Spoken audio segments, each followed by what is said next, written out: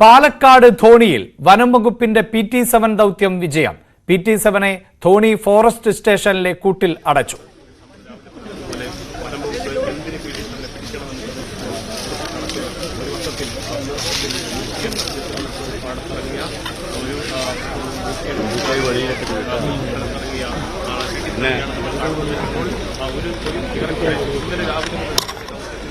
വിജയകരമായ സമാപ്തിയിലേക്കാണ് അതിന്റെ എല്ലാ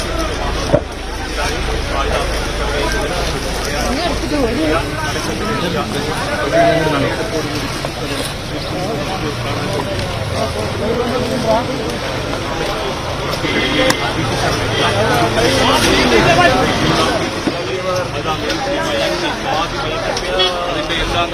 കൂടി PT-7 എത്തുന്ന ഒരു കാഴ്ചയാണ് അനങ്ങാനാവില്ല. കാരണം PT-7 കൂട്ടിലേക്കാണ്. PT-7 വനം വകുപ്പിന്റെ ലോറി 12:30 ഫോറസ്റ്റ് സ്റ്റേഷനിൽ എത്തിച്ചത്.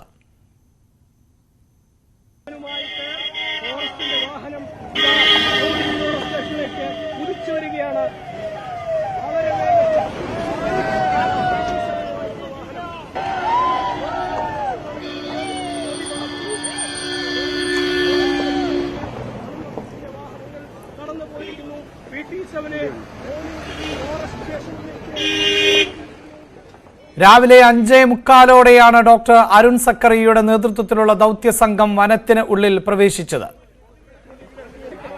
കോർമ വനമേഖലയിൽ നിലയുറപ്പിച്ച ആനയെ 7:15 മയക്കുവെടിവെക്കുകയായിരുന്നു.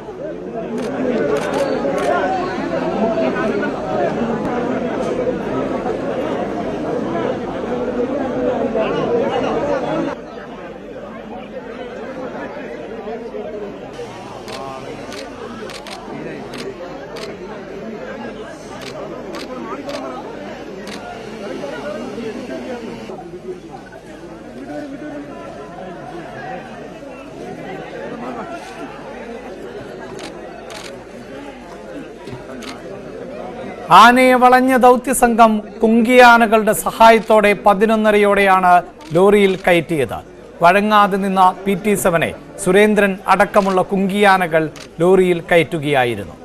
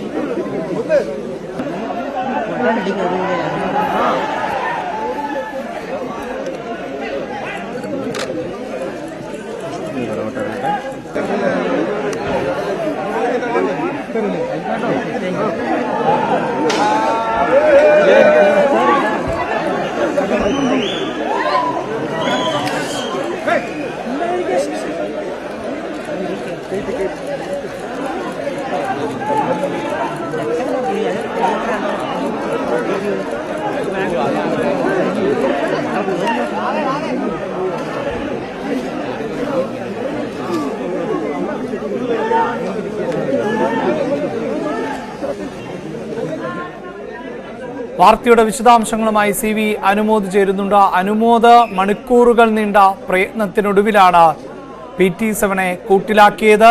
എങ്ങനെയായിരുന്നു അത്? എന്താണ് വിവരങ്ങൾ? മിഷൻ PT-7 ഇന്നലെ നിർത്തിയിടത്ത് തന്നെ തുടരുകയായിരുന്നു. കാരണം മിഷൻ നിർത്തിയിട്ടില്ല എന്ന് തന്നെ പറയാം. കാരണം ഇന്ന് പുലർച്ചെ 3 മണിക്കാണ് കോർമ വനമേഖലയിൽ ഈ മയക്കുവെടി വയ്ക്കാൻ അനുയോജ്യമായൊരു സ്ഥലത്ത് PT-7 കണ്ടതും അതിനെ ലൊക്കേറ്റ് ചെയ്തതും. ശേഷം 5:30 തന്നെ അരുൺ സഖറിയ അടക്കമുള്ള ഡോക്ടർമാരുടെ സംഘം അവിടേക്ക് പോവുകയും 7:10 മിഷന്റെ ഏറ്റവും പ്രധാനപ്പെട്ട കാര്യം മയക്കുവെടി വയ്ക്കൽ നിർവഹിക്കുകയും ചെയ്തു. അതിനുശേഷം അല്പദൂരം PT-7 ഓടിയെങ്കിലും വലിയ ബുദ്ധിമുട്ടുണ്ടാകുന്ന സാഹചര്യം ഉണ്ടായിരുന്നില്ല. തുടർന്ന് കുങ്കിയാനകളെ ഉപയോഗിച്ച് ആനയെ ഈ ലോറിയിൽ കയറ്റുന്നതായിരുന്നു ഏറ്റവും ശ്രമകരമായ അടുത്ത ഘട്ടം ഈ ഒരു ഉദ്യമത്തിൻ്റേത് ഉണ്ടായിരുന്നത്. മണിക്കൂറുകൾ അതിന് സമയമെടുത്തു. 9 മണിയോടെ അതിനുള്ള ശ്രമങ്ങൾ ആരംഭിക്കുകയും 11:15 ആയിട്ടുണ്ട് ആനയെ പൂർണ്ണമായിട്ടും ലോറിയിലേക്ക് കയറ്റുന്ന നടപടികൾ പൂർത്തിയാക്കാൻ. 3 കുങ്കിയാനകൾ ഒരുമിച്ച് പരിശ്രമിച്ചാണ് PT-7 ലോറിയിലേക്ക് കയറ്റിയത്. മയക്കത്തിലാണെങ്കിൽ പോലും ആന ഒരു പ്രതിരോധം ഉണ്ടായിരുന്നു എന്ന് തന്നെ പറയാം. പലപ്പോഴും ലോറിയിലേക്ക് കയറ്റിയ ആന തനിയെ തിരിച്ചിറങ്ങുകയും തുടർന്ന് വീണ്ടും ആനയെ തള്ളിക്കയറ്റുന്ന അത്തരത്തിൽ വളരെ പ്രയത്നമേറിയ ഒരു ഉദ്യമം തന്നെയായിരുന്നു ആനയെ ലോറിയിൽ കയറ്റുന്നത്. അത് ഏകദേശം 11:30 പൂർത്തിയാക്കി. തുടർന്ന് വർമ്മയിലെ വനമേഖലയിൽ നിന്നും ധോണിയിലെ ഫോറസ്റ്റ് ഓഫീസിലൊരുക്കിയ ആനക്കൊട്ടിലേക്കാണ് ആനയെ കൊണ്ടുവന്നത്. ഏതാണ്ട് 12:30 ആന ധോണിയിലെ ഫോറസ്റ്റ് ഓഫീസിലെത്തി.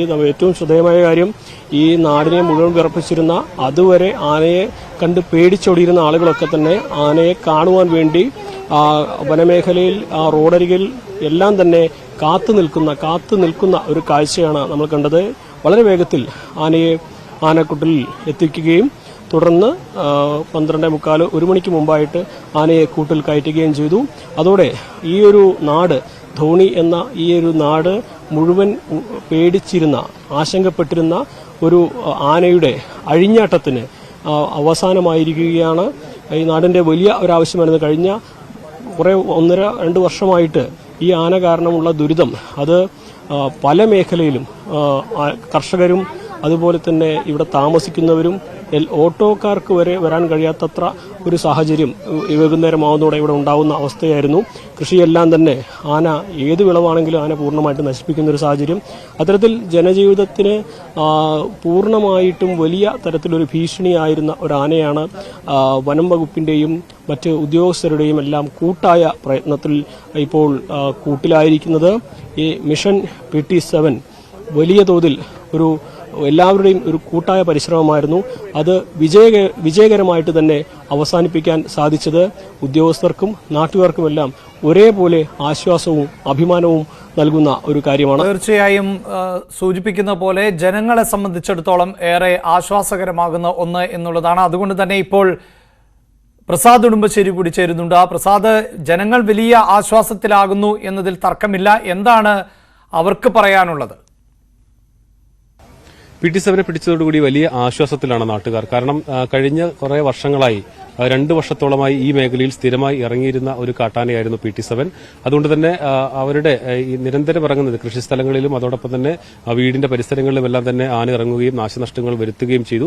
അതുകൊണ്ടുകൂടിയാണ് ഈ PT-7 എത്രയും വേഗം പിടിക്കണമെന്നൊരു ആവശ്യം നാട്ടുകാരുടെ ഭാഗത്തുനിന്നുണ്ടായിട്ടുള്ളത്. എന്തായാലും അത് സാധ്യമായിരിക്കുന്നു. PT-7 പിടിച്ചതോടുകൂടി ഇതിനെ കാണുന്നതിനും മറ്റുമായി ഇപ്പോൾ PT-7 പേര് ഇവിടത്തിന് ശേഷം മന്ത്രി പുതിയ പേര് ഇട്ടിട്ടുണ്ട്. PT-7 ഇനി ധോണി എന്ന പേരിലാണ് അറിയപ്പെടുക. അതിനൊരു പ്രധാന കാരണം ധോണിയിൽ ഏറ്റവും കൂടുതൽ ഇറങ്ങിയ, ഈ ജനവാസ മേഖലയിൽ ഇത്രയും ദിവസങ്ങളിൽ ഇറങ്ങിയ മറ്റൊരു കാട്ടാന ഇല്ല എന്നുള്ളതാണ്. ഈ മേഖലയിലെ അവിടുത്തെ ജീവിതത്തെ ഇത്രയും ബാധിച്ചിട്ടുള്ള, അവരുടെ ആളുകളെ ബാധിച്ചിട്ടുള്ള ഒരു കാട്ടാനയാണിത്. അതുകൊണ്ടുകൂടിയാണ് ധോണി എന്ന പേര് ഈ കാട്ടാനയ്ക്ക് ഇടുന്നത്. 2 മന്ത്രിമാരും, മന്ത്രി MP രാജേഷ്, വനം വകുപ്പ് മന്ത്രി ശശീന്ദ്രൻ എന്നിവർ സ്ഥലത്തെത്തുകയും ഈ ദൌത്യത്തിന് നേതൃത്വം കൊടുത്ത മുഴുവൻ ആളുകളെയും അഭിനന്ദിക്കുകയും ചെയ്തിരുന്നു. അതോടൊപ്പം ഈ PT-7 പിടിച്ചാൽ മാത്രം ഇവിടുത്തെ കാട്ടാന ശല്യത്തിനോ വന്യജീവി പ്രശ്നങ്ങൾക്കോ പരിഹാരമാകില്ല. നാട്ടുകാർ ആ കാര്യം കൂടി മന്ത്രിമാരോട് ഓർമ്മിപ്പിക്കുന്നുണ്ട്. ഇനിയും കാട്ടാനകൾ ഈ പ്രദേശങ്ങളിൽ നിരന്തരം ഇറങ്ങുന്നുണ്ട്. അതിനൊരു പരിഹാരം വേണം. അതിനുള്ള പരിഹാരങ്ങൾ കൂടി ഉണ്ടാകണമെന്നൊരു ആവശ്യം പറഞ്ഞിരുന്നു മന്ത്രിമാർ. നമ്മൾ ഇക്കാര്യം അവരോട് പറയുമ്പോൾ തന്നെ അത് അവരുടെ ശ്രദ്ധയിലുള്ള വിഷയമാണ്. അതിനുള്ള നടപടികൾ ഉണ്ടാകും എന്ന് തന്നെയാണ് 2 മന്ത്രിമാരും പറയുന്നത്. മന്ത്രി ശശീന്ദ്രൻ വ്യക്തമാക്കിയ മറ്റൊരു കാര്യം, ഇവിടെ കൂടുതൽ RRTകളെ ആവശ്യമുണ്ട് എന്നുള്ള കാര്യം സർക്കാരിന്റെ പരിഗണനയിലും ആലോചനയിലുമുണ്ട്. അതുകൊണ്ട് തന്നെ പുതിയ ബജറ്റ് വരുന്നതിന് മുമ്പ് തന്നെ പുതിയ RRTകളെ അതിന് പ്രഖ്യാപിക്കാനുള്ള ഒരു നടപടിയിൽ കൂടി ആലോചിക്കുന്നു. മുഖ്യമന്ത്രിക്ക് ഇത് സംബന്ധിച്ച റിപ്പോർട്ട് നൽകുമ്പോൾ ആ കാര്യം കൂടി സൂചിപ്പിക്കുമെന്നത് മന്ത്രി വ്യക്തമാക്കുന്നുണ്ട്. മന്ത്രി AK ശശീന്ദ്രനും ഇന്നത്തെ പ്രവർത്തനങ്ങളെ മുഴുവൻ വിലയിരുത്തുകയും ഇവിടുത്തെ മുഴുവൻ ഉദ്യോഗസ്ഥരെയും അത് അഭിനന്ദിക്കുകയും ചെയ്തു. നാട്ടുകാരും വലിയ അനുമോദനങ്ങളാണ് ഈ ദൌത്യത്തിൽ പങ്കെടുത്ത അരുൺ സക്കറിയ ഉൾപ്പെടെയുള്ള, രഞ്ജിത്ത് ഉൾപ്പെടെയുള്ള ആളുകൾക്ക് നേർന്നത്. അവരുടെ ഭാഗത്ത് നിന്ന് പൊന്നാടയിട്ട് ആദരിക്കുകയും എല്ലാം തന്നെ ചെയ്യുന്ന കാഴ്ച നമുക്ക് കാണാൻ കഴിയുന്നു. എന്തായാലും PT-7 കൂട്ടിലായതോടുകൂടി ഈ നാട് വലിയ ആശ്വാസത്തിലാണ്. ഇനി വരും ദിവസങ്ങളിൽ കൂടുതൽ കാട്ടാനകളോ വന്യമൃഗങ്ങളോ ഇറങ്ങാതിരിക്കാനുള്ള ഒരു ജാഗ്രതയും മുൻകരുതലും വനംവകുപ്പിന്റെ ഭാഗത്ത് നിന്ന് വേണമെന്ന് കൂടി നാട്ടുകാർ ദിവസങ്ങളോളം ജനങ്ങളുടെ ഉറക്കം കെടുത്തിയ PT-7 ആണ് ഇപ്പോൾ കൂട്ടിലായിട്ടുള്ളത്. PT-7 ഇനി അറിയപ്പെടുക ധോണി എന്ന പേരിൽ. വനമന്ത്രി AK ശശീന്ദ്രൻ ആണ് നാടിന്റെ പേരായ ധോണി ആനയ്ക്ക് നൽകിയത്.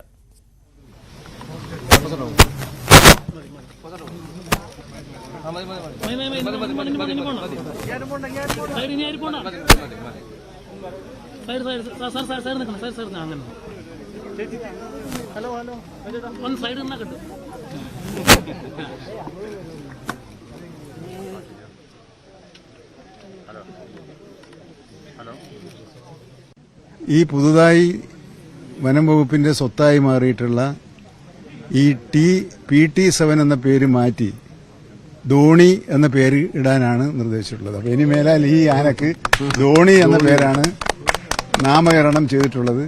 ആ വാർത്ത ധോണി, അതായത് PT-7 പേര് ഇനി മുതൽ ധോണി എന്നായി. കാരണം ഈ പേര്, ഈ സ്ഥലത്തിന്റെ പേര് നിങ്ങൾ പ്രശസ്തമാക്കിയിട്ടുണ്ട്. ധോണി മതി. ധോണി എന്നുള്ളത് ഇപ്പൊ കേരളത്തിലെ ഏറ്റവും അറിയപ്പെടുന്ന ഒരു പ്രദേശമായിട്ട് മാറിയിട്ടുണ്ട്. ഒരു നാടിന്റെ പേരും ധോണിയായിരിക്കും, ഒരു ആനയുടെ പേരും ധോണിയായിരിക്കും. അതെ. മന്ത്രി MP രാജേഷിനൊപ്പമാണ് ശശീന്ദ്രൻ ധോണി ഫോറസ്റ്റ് സ്റ്റേഷനിൽ എത്തിയത്. PT-7 വനം വകുപ്പിന്റെ സ്വത്തായി സംരക്ഷിക്കുമെന്ന് മന്ത്രി പറഞ്ഞു. ദൌത്യത്തിൽ പങ്കാളികൾ ആയവരെ മന്ത്രി അഭിനന്ദിച്ചു.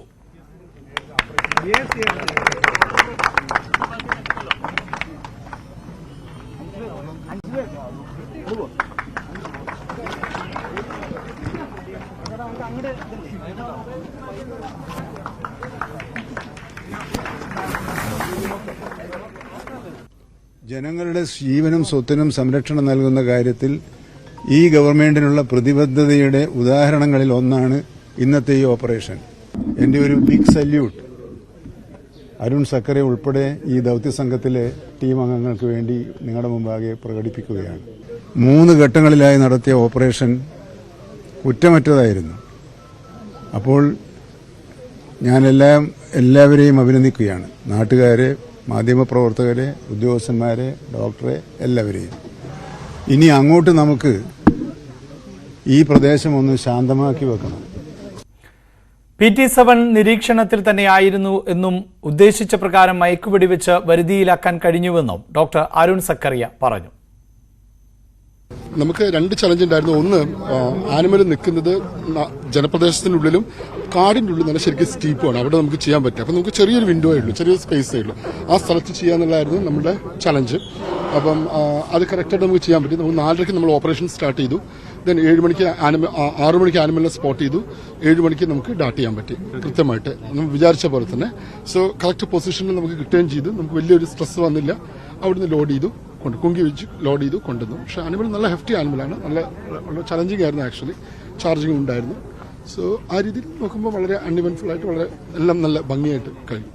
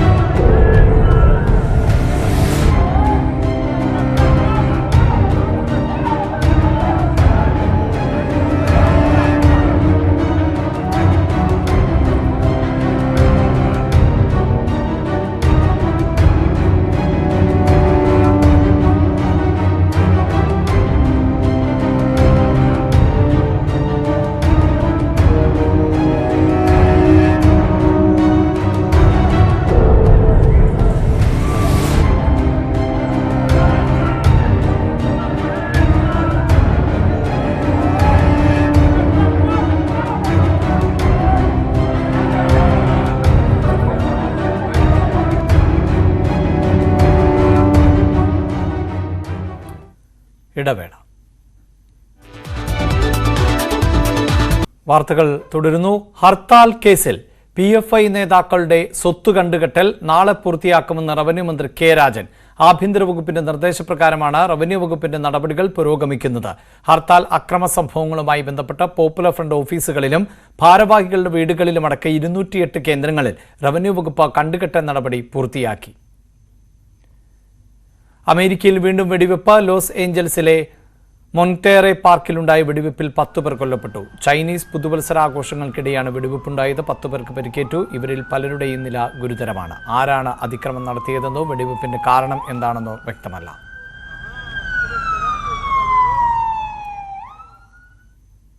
സ്പോർട്സ്.